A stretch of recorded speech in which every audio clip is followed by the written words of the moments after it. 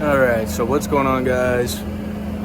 Today we're going to be going out to score a Marketplace 5.3 for the boosted truck since the 6.0 is fully destroyed. So I've got the hoist loaded up into the other 5.3 here, and we'll hit the road, go check out this other 5.3, make sure it's good, bring it home, and see what we can do with it. What's going on, man? So we got our new block. Got our new block here. Uh, this was a marketplace find, so this is going to be on our marketplace build, turbo build for the 5.3. So far, I mean, everything with this thing, it looks good. Everything spins nice and smooth. Cylinder walls look good.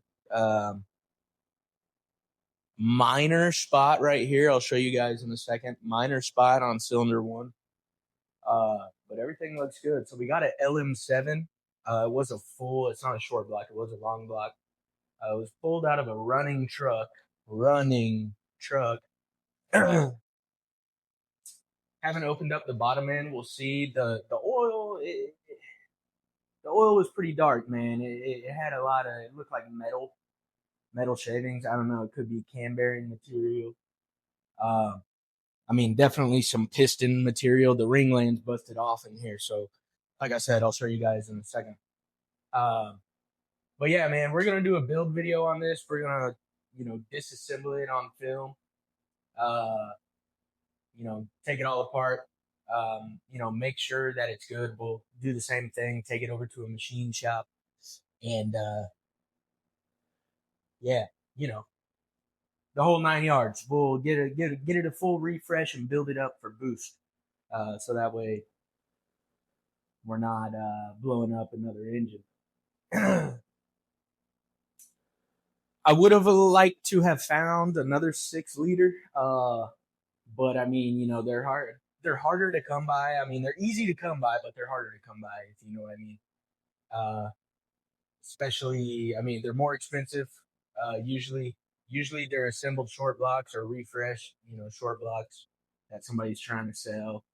Uh, Pull outs, they want $1,000. I found this for $200.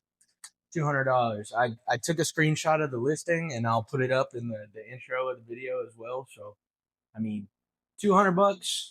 This thing spun a full 360. It felt smooth, no knocking sounds. We'll take it, man. So, like I said, uh, here I'll show you guys a close up of it. Overview of the cylinder walls here in a second, and yeah, we'll get to building. All right, so here she is, man. We got a new to me 5.3, and I'll show you guys what I was talking about. Damage on cylinder one.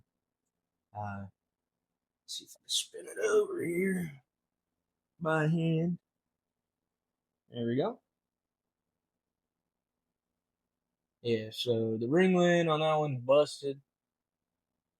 It spins smooth. It's funny because there's a mark on the cylinder wall right about here, about 2 o'clock, 1 to 2 o'clock, I would say, right where it's busted at, and it's it feels like I don't know, I want to say like calcium deposit, some sort of deposit on the wall. You can feel it with your finger, but you can't hear anything when it spins over or feel anything like on the crank when it's spinning. So it's a good sign. This should be good to get bored out. You know, Everything else looks pretty good here. Lifter boards look good. Knock sensors look rusty as usual. Excuse me. Here's the other side. Some better lighting. Looks like your typical used block there. But yeah, man. Hopefully we can. Hopefully we take it to a machine shop. They magnaflux it and it comes back. Good. As long as that's good, we'll bore it out, deck it, get it built for boost. We got studs and all that type of stuff ready to go. We got pile of parts sitting over here. We got king bearings, King main bearings and rod bearings, Durabond cam bearings. We got all that to go in. All new, fresh stuff. I'll show you guys the old busted 6 liter. I got it down the bare block there. But the old busted one is funny. Y'all saw that last video of the crank or the pistons, the rear 4 exploded. But the crank is in pretty good condition. I mean, it looks good.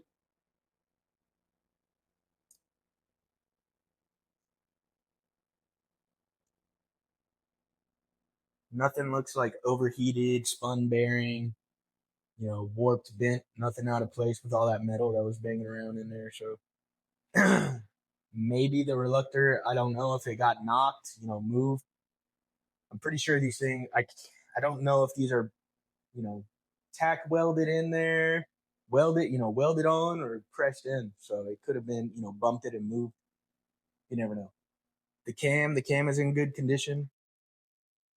The previous owner I bought the truck from, he told me that it had a tech or a comp cams in there, and it turned out that was false. It's a Texas Speed. I did find some comp cams items in there though, and it just happened to be these push rods. Yeah. So I had comp push rods, Texas Speed cam. The 317s, they're destroyed, man. But I'm gonna take the springs out of the 317s and put them on these 862s that came with this 5.3. I had trouble. This bolt here was seized. Hopefully the machine shop can help me out with that. I tried cutting a slice in it, and then it just folded the metal over when I tried to break it free with like a screwdriver and a wrench. So yeah, the 862s, they look pretty good condition. I kind of clean them off with a razor blade a little bit, but they should clean up well as long as I can get my springs on those. And honestly, I could reuse this cam. I don't know if I want to though. I might pick up like a dedicated turbo cam, but all cams are turbo cams is what they say. So yeah, man, that's gonna wrap it up for this one. In the next video, we'll begin tearing this down. I'll take the front cover off, pull the cam out, and flip it over, take the oil pan, and continue knocking out the pistons, removing the crank.